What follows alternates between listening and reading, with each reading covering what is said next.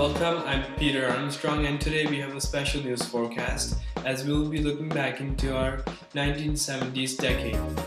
We will explore three major events that took place during these 10 years, which changed the Canadian identity. We will begin by traveling to the decade's most horrific times.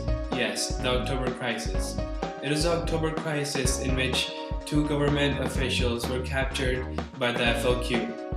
Their goal was to achieve Quebec independence by restoring to terrorism if necessary. It is responsible for over 160 violent incidents which killed 8 people and injured many more. These circumstances ultimately led to the Peacetime of the War Measures Act in Canada by Pierre Trudeau, who was willing to do anything necessary to fight against the FLQ, as you will see in this video. There's a lot of bleeding hearts around who just don't like to see people with helmets and guns. All I can say is go on and bleed, but it's more important to keep law and order in this society than to be worried about weak-kneed people who don't like the looks of a soldier. At any cost? At any cost? How far would you go with that? How far would you extend that? Well, just watch me. Yes, definitely Pierre Trudeau will always be remembered in our hearts as a loyal and courageous Prime Minister of Canada. Now let's move on to explore the scientific accomplishments Canada made in the 1970s. After launching its first communication satellite in 1962, named Alouette 1, Canada had been working on becoming the first country to ever launch a geostationary domestic communication satellite.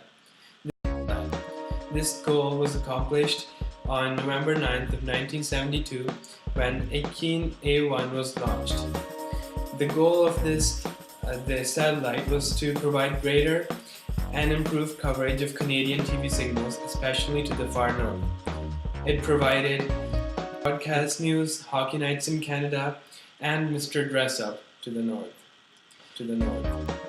It certainly had the profound impact on everyday life, whether they were used to carry information, entertainment, or applications in health and education. The satellites had connected Canadians to one another and to the world. Finally, to conclude this segment, we would like to remember the day of April 2, 1976. It is a day when Canada built its most recognized and celebrated icon yet.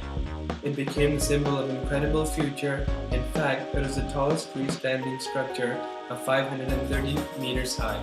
It was called the CN Tower. However, the original plans were quite different. In late 1960s, the high skyscrapers in Toronto interfered with its radio signals. Then the CN Railways proposed to create a massive communications tower as a solution.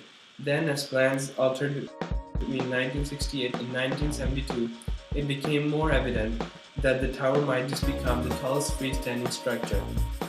Plans were then altered towards building this tower, and soon it became an important telecommunications hub, center of tourism and skydiving. All in all, it became a piece of national pride. It brought uniqueness to Canadian soil and an identity similar to that of American Space Needle, the Empire Building, and even the Eiffel Tower of Paris. So with that, it's time to end this segment, as we are looking forward to the upcoming decade as well as Canada's future success.